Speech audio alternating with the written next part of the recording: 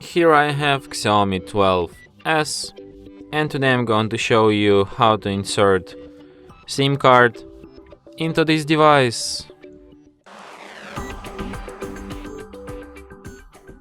So, to perform this operation you will need this kind of tool, which will help you to eject the SIM card slot, which is located here at the lower edge of our device.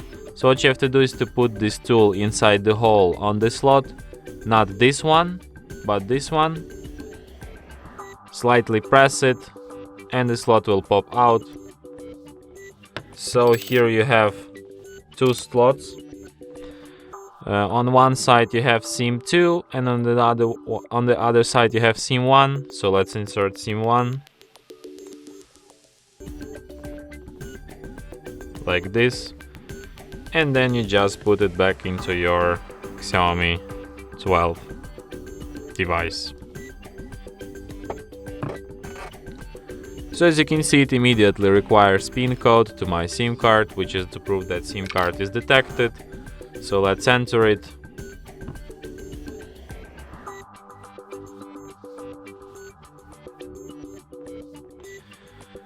So yeah, and that's it.